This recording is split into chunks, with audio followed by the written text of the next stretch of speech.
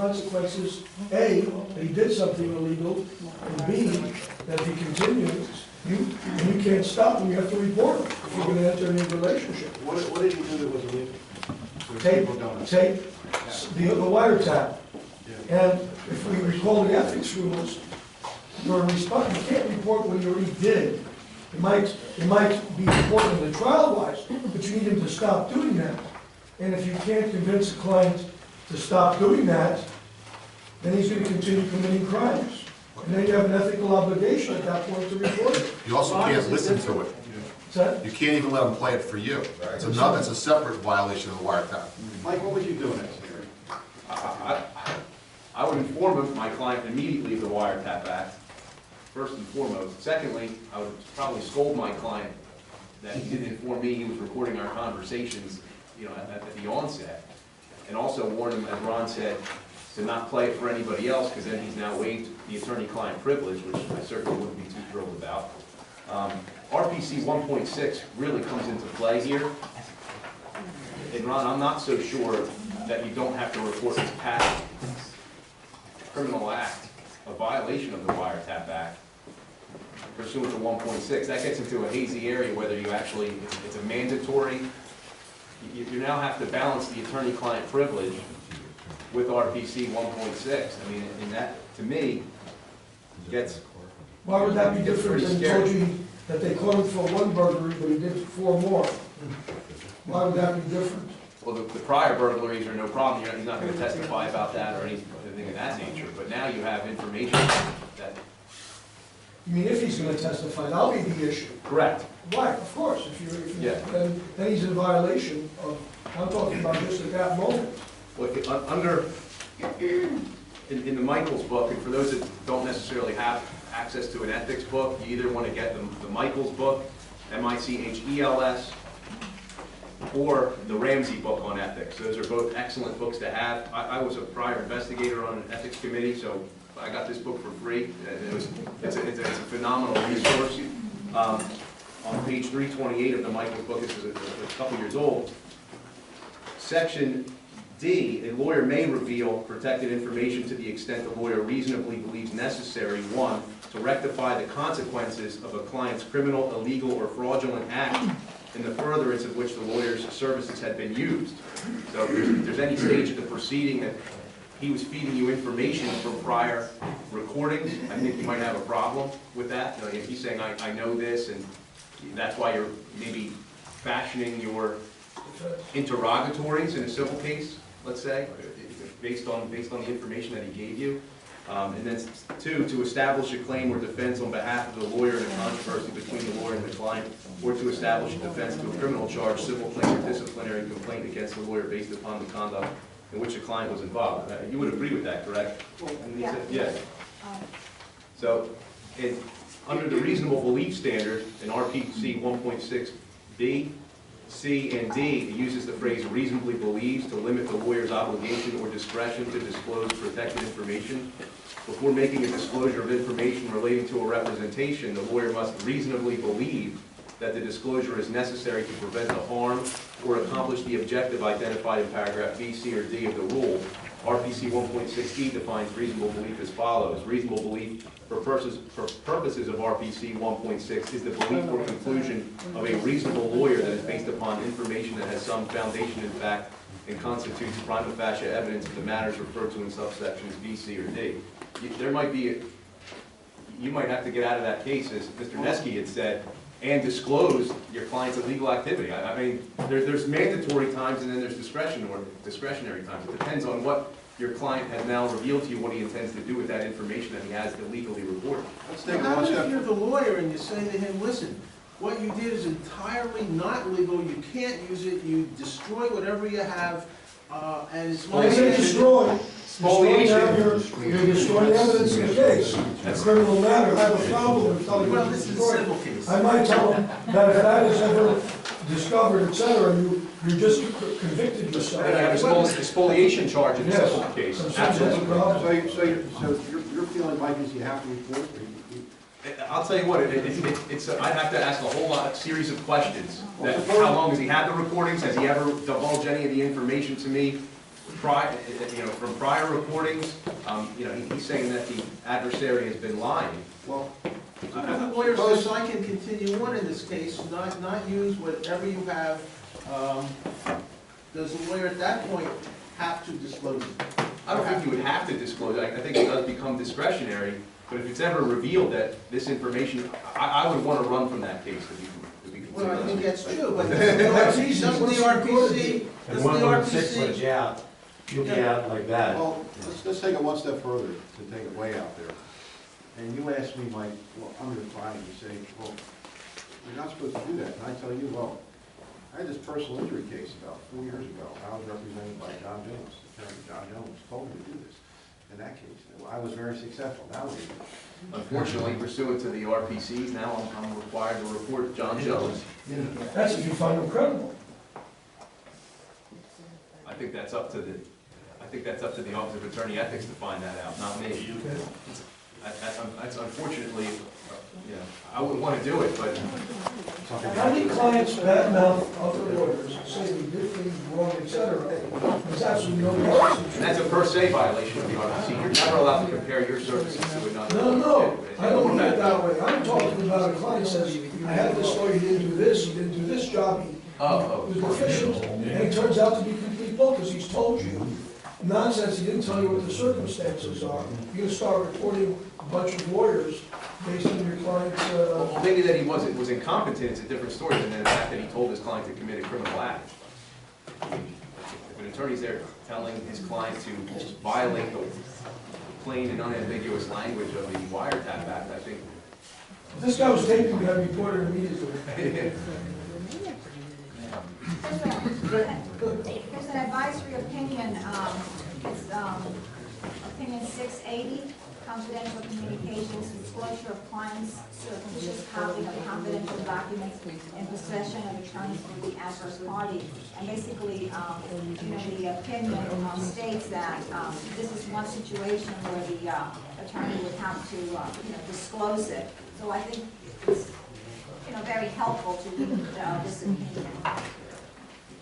Do we all agree that if the client comes to you and says, I haven't recorded it, but I intend to record something from the adversary, that that's a completely different situation? It is a completely different scenario. And Ron, your question, I was actually just looking for it in my book, about the mandatory disclosure requirement. The mandatory disclosure requirement of RPC 16B1 applies only when the consequences of non-disclosure would be severe. The rule itself refers to death, substantial bodily harm, and substantial financial injury. So that's where it possibly could come in a civil case, the substantial financial injury. In addition, there must be more than a remote possibility of potential harm occurring, especially when the interest at stake is merely financial. So if it's financial harm and there was a crime committed, I think you're falling under the mandatory. But if it's a remote possibility, then maybe not. But then it falls into discretionary, and then we get back to Mr. Neske. I don't want to be the one saying, well, I used my discretion when I'm being, investigated. I used my discretion, and I didn't really think it was a real possibility that this was going to cause severe financial harm to my adversary and their client. And my client just got, $500,000 reward in a civil case. We got a problem, I think. But under the scenario, let's say you've just lectured the client, you're not supposed to be taping other people, you're not supposed to tape me or whatever, and the client says, well, my prior case I had tapes, and the prior lawyer told me to do it. I mean, do we have a duty to see if it's even true? Like Ron said, do we just call attorney ethics, some guy who's very unscrupulous just told me this well-regarded lawyer has committed a crime? I mean, is there some requirement, you have to have a basis to believe it though? No, but how many people blame whatever wrong they did on their attorney? Right, You think about how many times criminals actually do that. Every guy in prison. Shawshank Redemption says that, right? What if the attorney said, record your conversations, but of course advise the person prior to recording that they're going to be recording? Then the recording's okay. So you don't know, it's not open and shut. Well, again, in my questions, it was, I think for the purposes of this scenario 5, it was assumed that he was a third party that was recording. If they were a party, obviously, then there's no harm, no Yeah. foul. But your clients may not understand a lot of distinctions without Yeah. further Oh. requirement. Because I would tell the client, as long as, by the way, I explained to them the law in New Jersey about taping and something under the bed versus being part of the conversation. I have a long, but are they all highly intelligent and later on, 4 years from now, they'll remember that it was what the limited circumstance was? If Am I supposed to tape it to make sure that my instructions are clear on these If you issues? cover yourself in a letter after the discussion, I think you probably have to do, that's what I would do. I mean, you know, here's what I had in my notes regarding this scenario, because we got this, talked about this one on the phone. I said, the next question I would ask my client is whether my client was a party to the telephone conversations he recorded of his adversary. If he or she was, and again, there's no harm, no foul, there's no violation of the Wiretap Act. But if they put a recording on, you know, they bugged their home phone or something along those lines, I mean, I think there was an advisory opinion, you might remember this one, where someone recorded the conversations of their spouse with their paramour, and that was found to be a violation of the Wiretap Act. I had to explain to the father, when I was a prosecutor, that we couldn't use any tape-recorded conversations that he had made of his 15-year-old daughter talking to her 19-year-old boyfriend about drugs. I assume That was a you, violation. I assume. What do you mean? I paid the bill. Wait a second. Let's assume your client is willing to take the heat for violating the Wiretap Act. And you said, he wants to use it, but he wants to use it against the other party. Is there a prohibition about the use in evidence of improperly obtained evidence by a civilian? Is that barred, let's say, from a criminal defense? Because there was a case. Every time you play it, it's another I violation. understand that. So, the Superior Court judge, when the guy defends himself against a rape accusation, said, because you improperly had someone record the conversation or whatever it is, I'm not gonna let the statement of the victim say she made this up against you, because playing it in court is gonna be a violation of the Wiretap Act. Is that where we're gonna come to a conclusion here? Okay. The client has an improper recording, illegal Right. wiretap of a victim admitting that they lied and said he did a rape when he didn't do a rape. Right. Okay? Playing it as an illegal, et cetera. Is that going to be barred by the court as evidence in defense of the rape charges against your client? Because it was improperly obtained. Because it comes from a civilian and not law enforcement. Correct. The law doesn't apply only to law enforcement. Well, I guess that's. No, but the use of, again, the violation can result in the state being prohibited from using evidence. It's not, at least from my humble view. How do you play it as a prosecutor? Or as a defense attorney? Yeah, How do you play it as a defense attorney or a prosecutor, either one? you ask the judge for permission. You Permission say to it's a violate the problem. law? Well, I think there's a problem. You ask for immunity or whatever it is. I think, how can you let a client be convicted of What I rape? try to do in that case, Ron, is find out who the conversation was between. I try to get that other person that was on the other end of the phone, speak to that person, get that person in to give a statement under oath. This person told her that it was a made-up charge. Now, if you do it that way, I think we're getting by the Wiretap Act. And can't the AG grant immunity, limited immunity also? From the, That's step two. assuming, Step one. anyway, well, step one, they crack the case.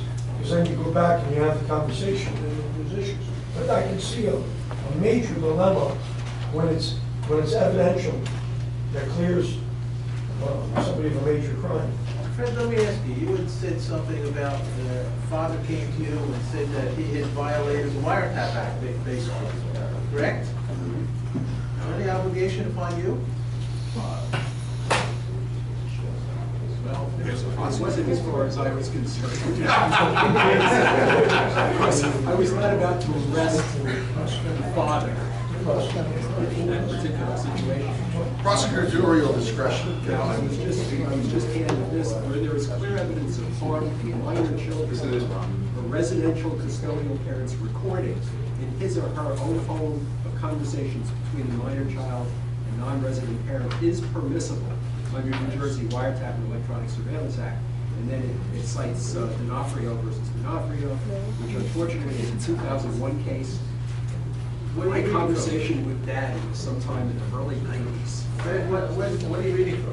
These are the annotations of the wiretap act. That was actually, the goofball and was up till like 1 in the morning looking at this. It wasn't billable time, Ralph. It was not, only to you, Ron, so you owe me lunch, that's about it. But no, that was what was interesting to me, an exception to the wiretap act, where there was, a father was allowed to record his own minor child in a conversation with a party who was That's possibly. because it's implied consent. That's Same correct. reason, that's obviously gonna be the same situation. Or my house, enforced consent.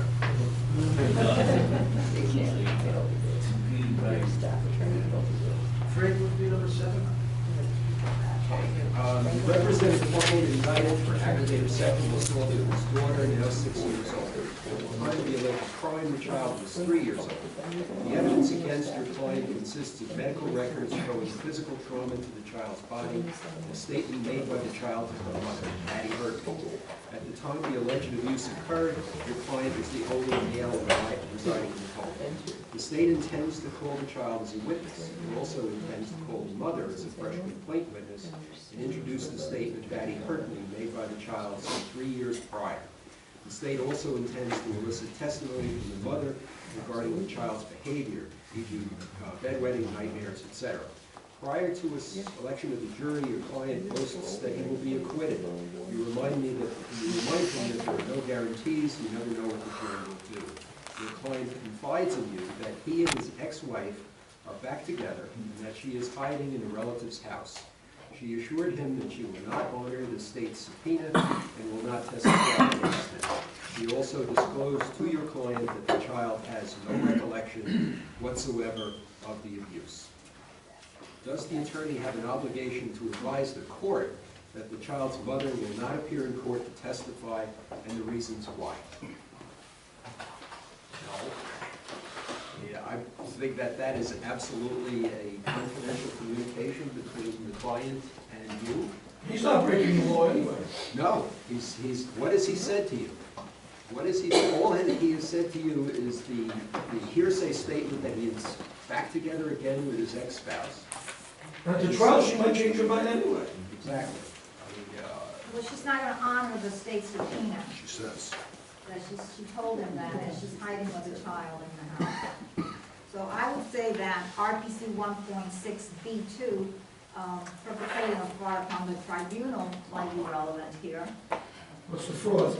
How do you know she's not gonna honor it, just because he told you she said that? And also candor toward the tribunal, yes, 3.3, correct, yeah. That's what I And the see tribunal relevant. doesn't include confidential statements. He told me he did the rape, Judge. I don't think I have to, I don't think I have that kind of candor. Not that, but the fact that the wife is, hiding and she's not going to want to honor the subpoena, and the state's not going to be able to prove the case without the child, without the mother's testimony. How do you know that until it happens? Until it happens. I had that case several times in this report where I postponed a couple cases because we had a couple postponements to see if the person could show up, and the person ended up sometimes showing up and sometimes not. But in this case, he's back together with the wife. He Yeah. tells the attorney that they're living together. That's the same thing. You got a prosecutor who's gonna open to a jury. The prosecutor in his opening statement to the jury is gonna say, our first witness is gonna be the mother of this child. Right. Are you gonna let that happen? Yeah. Can you let that happen under the rules? I don't know, you know what's gonna happen until it happens. And here's, I got a case right now, the guy told me, tell him the victim's not gonna cooperate. I said, you want me to tell the prosecutor? Tell him that. I went to the prosecutor, they went before the person, said, I'll cooperate. I mean, how the hell do you know? We don't know until. The prosecutor comes and says he hasn't shown up, Judge. Isn't the spousal privilege also implicated? It's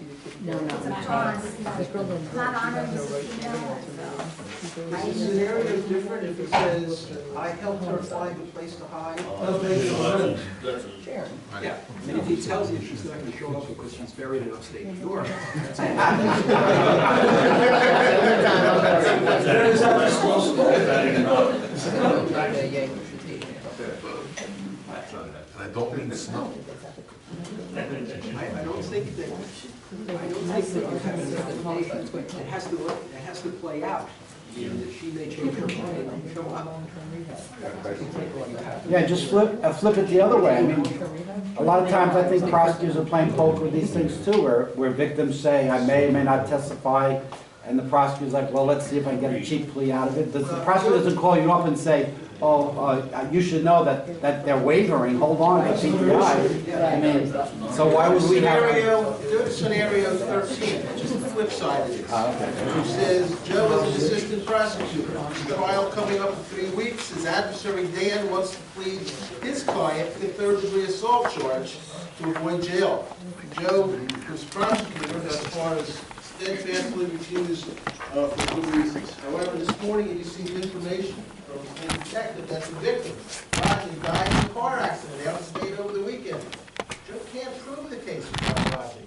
Joe knows that you can call Dan, say, let's start it over, and we'll agree to the third-degree plea. And Dan will dump at it. Can Joe do that, or is he obligated to disclose the death of Rodney? The responsibility of the prosecutor is different than the defense counsel.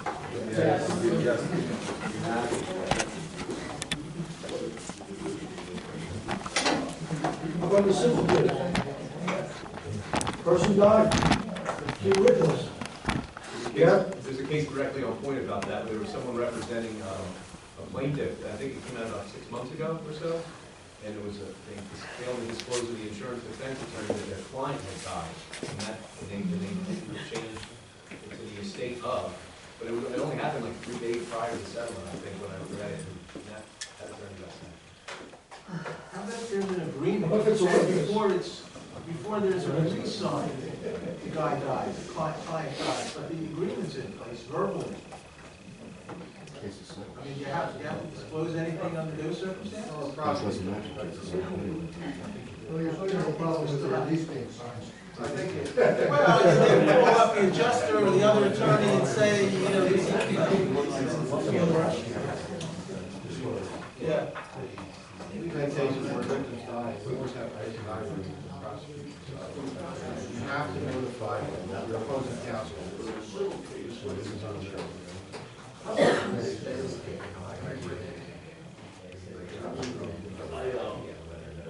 I signed the bankruptcy case, that had already occurred, and I became a trustee in bankruptcy. I was doing that, and try to enforce that settlement. So it's an asset in the What about in that fresh complaint scenario you discussed earlier, the mother died, she's a fresh complaint witness. It's the prosecutor's obligation. The obligation is to tell defense counsel. You have to. But in that case, the issue in that case is she is living with him. No, no, I said that, I'm He's saying, telling his attorney she is living with him. Do you think that Law 3.4 comes into play, fairness to opposing counsel, in a situation like that? It's not a situation where he says, you know, she's just not going to appear. She's living with me, and she's not going to appear. In that case, you have an obligation to tell defense counsel, under Rule 3.4, fairness to opposing counsel, to tell the prosecutor that your witness is not going to appear. And tell the judge, I want to go in chambers. Yes. Anybody? The clients not having anything to do with the spouse not appearing, right? But she's living with him. She's living with me and she's not going to appear. But then you as the state would have to determine that when you met with her, right? in other words, what obligation does the state have to follow up with their witnesses and interview them, et cetera? Well, any prosecutor worth their salt is going to try to prep the witness in advance and speak to them certainly within a couple of days of the trial at a minimum. So you would think that at that point, the prosecutor would know, I can't find her. But, you know, that's not. And how far, what if it's a material witness? It's the eyewitness that's disappearing, okay? Well, how about the At prosecutor? what point is it the prosecutor's obligation to tell any witness that's not gonna show up? Where do we draw the line? I just wanna make sure. Well, how about I the understand. prosecutor who tries to find his or her witness, can't find them, tells you as a defense attorney, and you know, because your client told you, she's living with me, and nobody's gonna find her. Now what? That's the other twist on it. Could you satisfy it always if your routine is just before the trial, you say to the prosecutor, have you talked to all of your witnesses lately? The prosecutor comes to you. Think about it. Have you talked to all your witnesses lately, and are you sure of what they're going to testify to? Do you now absolve yourself? No, I'm saying now the prosecutor comes to you, as part of his duty, he says, I don't have my witness. Yeah. And then you know, well, my client just told me she's living with him, so I don't, where she can't find her? Does it change your obligation now? If she called and said, me as a defense attorney, said, oh, by the way, I ain't coming. I'm not coming for the other side, then I would feel an obligation because I put it on her. Now I have a different, I see it differently. I see it differently because you interview other potential eyewitnesses and you find 3 other people that saw your client commit the robbery. Do you need to report that to the prosecutor? No. So why would her calling and saying she's not coming be more substantial than those types of things? I don't think that, I just again, think it's more substantial than him telling me hearsay, what he thinks is going on. I might have an obligation at that point, but I agree with it. Because our clients don't always see things the right way. yes. They tell me they're never gonna come in, I see them, I said, wait till trial when they pop up, when they're threatened with a bench warrant. Because the prosecutor's gonna call the mother of the witness, they're gonna call the family, say we're gonna arrest them, we're gonna put them in jail, we're gonna get up his stomach. It's amazing to me how many times the client thinks somebody's not coming and they show up. You don't know until it either happens or doesn't happen. That is a different story. Take a look at RPC 3.3, candor for the tribunal. 3.3A5, fail to disclose to the tribunal a material fact, knowing that the omission is reasonably certain to deceive the tribunal, except that it shall not be a breach of this rule if the disclosure is protected by a recognized privilege or is otherwise prohibited by law. Well, other privileges, your client attorney privilege. Isn't there a difference between the duty of a prosecutor versus defense attorney? Big difference. Okay, the same factor scenario, you put the civil setting. And I just found out that my key witness in my litigation against the defendant is now dead. Do I have an obligation to tell my civil defense counsel that my civil prosecution case has just been decimated? Or can I work out a deal, both on case compliance? Prosecutor has a greater duty beyond what the ethics. Yeah, the prosecutor has a duty to see the justice. Exactly. You know, the civil, So what I'm saying is private make a counsel, you distinction don't. between question number 13 versus scenario 13, civil setting versus the prosecution setting. Yeah. The prosecutor has a greater duty. Clearly, yeah. Murder versus the United States. Pretty quick decision. Yeah, I don't think in a civil setting you have to. Yeah. I mean, I think you can go up right up to the day of trial. Wait, you might just cite a case 2 minutes ago that said you had to? Well, that's where the victim died. Yeah, that was in the client, he said witness. Again, that's maybe dancing on the razor's edge. Yeah, I think that's. I don't know, Future a whole lot pain and difference. suffering on the civil side after he's dead might be a little tough sell. Well, wait a minute, when a person dies, the plaintiff himself can't execute any deals like Mike said, because if the person agrees to it and then dies, then you can force the civil litigation and force the settlement, because he did consent, just either had to sign it. But if the person dies, who's going to do the settlement? The attorney can, and the executive can. You have to have an estate representative, and the estate representative has to agree to the settlement. So that's a subject without power. That's a difference. The fact the guy died is irrelevant. Going back to the criminal side, the prosecutor's primary duty is to see that justice is done. Under the scenario, the defense attorney has already communicated that his client is willing to plead guilty Is the justice done? and have justice done. By disclosing that your witness is dead and you no longer have a case, are you furthering justice? Everybody gave you a real answer. Yes, the question 13, I just wasn't so quick. Difference between justice and gains.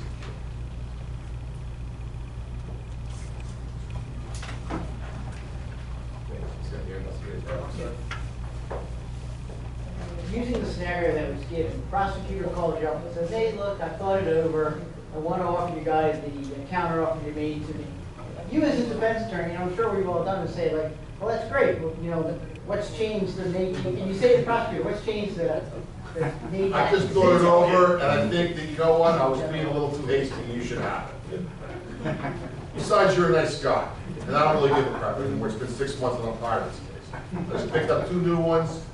I'm more interested in those. Who cares? Reasonable answer, it's a lie, but it's a reasonable Right. answer. And you'll buy But that. I think though by you more or less questioning the prosecutor, you've made his obligation from an ethical standpoint greater than if you don't ask anything at all, you say, hey, great, I'll take it back to my client. I don't think the obligation for a prosecutor changes whether you ask me the question or not. It's just, it's my obligation to tell you, period. Well, how does that advance your justice if that's his job? Pardon me? How does that advance justice? His job is to seek justice. Right? How's he advancing that goal by? Because I can't prove my case. If I can't prove my case, I can't do justice. No, that's my obligation. The prosecutor has an affirmative duty to say if there is anything of an exculpatory nature in the case to bring it forward, and that is I don't know if that would. highly exculpatory, You're right. I don't know that if your that. witness is dead. I don't know. I don't know if it's exculpatory, but I don't think it's exculpatory. I don't think my obligation is correct. It's not illegal. No, it's not. No. RPC 3.8 reads, number D, the prosecutor has a duty to make timely disclosure to the defense of all evidence known to the prosecutor who intends to negate the guilt of being used or mitigate the offense in connection with sentencing. Disclosure to the defense and tribunals, all unprivileged mitigating information that the prosecutor, there's an exception that doesn't provide. I think that says you have to. But like, it doesn't negate. It needs to go to proof. Not only does it negate guilt, because the defense attorney has already told you that the guy is willing to plead guilty if the deal is right. Yeah. So you know what justice is. So what's your point? You're not going to disclose it, and the guy's willing to plead guilty? No, I don't agree. I think you're dead wrong. Because he's not. I would not want to be defending myself in front of them. There's many I'll say, people- yeah, I knew it, but the guy was willing to plead No, no. guilty, so what But the? the problem,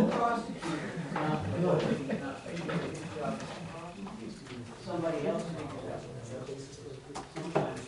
No. the problem, That's persecuted. well, the problem, folks, is if you have clients who are willing to plead guilty only because the alternative is facing a severe prison sentence.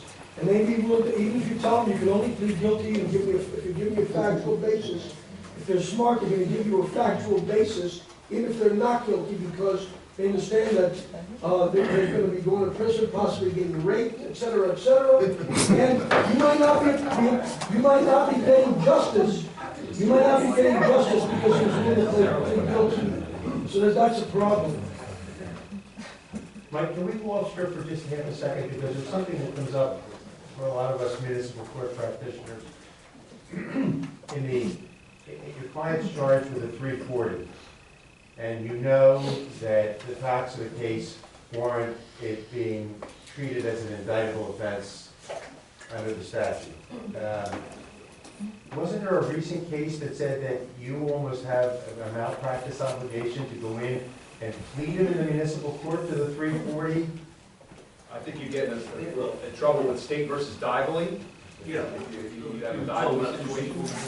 Yes, versus the 326, yeah. What do you do when you have a client that you know that the facts are that it would be an indictable offense, but yet a judge stands ready, willing, and able to accept the plea of guilty? I would read The Dively. judge doesn't know. The judge doesn't know. Dively had a DWI, and it was also, I believe, it was a vehicular homicide. That's exactly right. And the defense attorney, that's right, in Ray Sealy. But that's an old case. Has it, does that happen in law? Well, what's the difference? Well, no, in Camden County. You try to avoid a 40-26 rather than a homicide. I understand that, Same thing. wasn't there a recent case that came out that talked about specifically the 340, that you almost have an obligation to plead him and obtain the opportunity of a... There was a case where the attorney brought to the attention of the judge, he challenged, he moved to vacate a conviction. It was vacated, and then the client got the full blow of the repeat offense, and they said that it wasn't fair, the attorney was incompetent and moving to set aside and committed malpractice, and they did not provide the other penalty. They went back to the plea and left the original sentence judge, even though the judge vacated. I don't know, remember the name of the case, but I think that's what we're talking about. And that had to do, and by the way, those things, so you have to worry about malpractice. It perhaps may be safer to explain to the client that, look, attorneys have different obligation than clients. There's a concept of double jeopardy. An attorney may have the obligation, if the court, not allowing the court to take a guilty plea, the client doesn't have any obligation whatsoever to disclose to the court things. If you go in, I think the prosecutor's gonna say, wait, judge, it's going up to Superior Court, or the judge may say, hey, this is going to Superior Court, but if there's a guilty plea allowed, you're not under any obligation to do it. Is that? Take it one step further. What happens if the judge, after you enter the plea, looks at your client and says, well, is there anything here that I should know about that would warrant this? You then advise your client to take a Mitchell v. U.S. Mitchell v. U.S. at that point. Yeah. There is a law journal, there's a law journal clip that deals with this. I don't have the case name, but it was from February of 2015, which says a lawyer whose client pleaded guilty in municipal court to the traffic offense of driving with a suspended license was not obligated to inform the judge and prosecutor that the client was subject to indictment and harsher penalties because of the license had been suspended for drunk driving, and New Jersey appeals court is held. The court, however, faulted the lawyer, Stephen Kaplan, for having his client, Davy Kane, later withdraw the guilty plea without explaining to her that she would lose her protection against double jeopardy and be exposed to prosecution for a fourth-degree crime carrying a minimum. But Mike, I know that case that you're talking about, and what it said, it made it purely prospective. Don't come in and do this again. And we were all guided by that, right up until this case, that put the onus back on us. And Sealy got suspended. Right. This is not an ethics complaint, this is not an ethics opinion. So theoretically, the guy could still face discipline, but they're saying he committed malpractice for coming in and moving it. Now, I had a problem when I read that decision. I said, there goes Sealy out the window. What are you gonna do? You're gonna ask for an advisory opinion before you go there with the client? You know, it's a real problem. The trouble is that again, some of the more rural municipal courts, and you're right, Frank, they don't have the abstracts there, or they have prosecutors that might not be experienced enough to know when the 2C4026 is triggered. So they need to upgrade their system. It's not your obligation.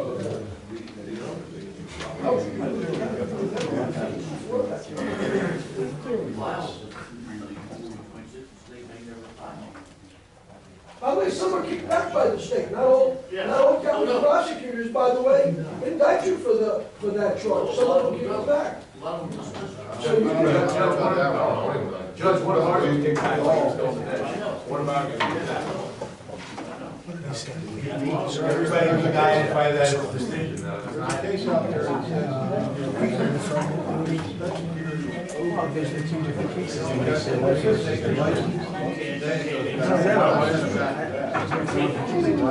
So what do you do about that opinion panel that says that the lawyer committed malpractice by not pointing his client, and he was okay in pleading him guilty originally? We want your input. Yeah, we want your input now, because I looked at that case and I was shocked.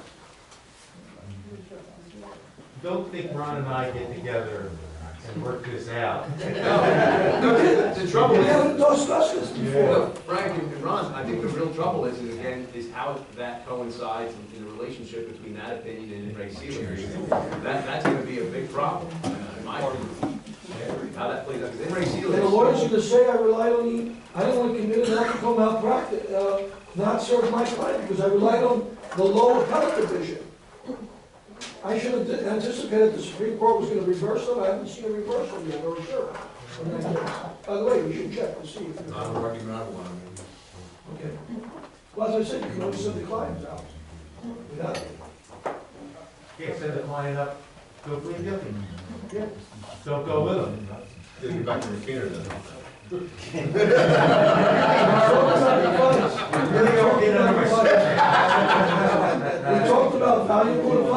what the result is. Yeah, I can't tell you what to do, but if I was you, I'd go plead guilty today. I'll answer, no.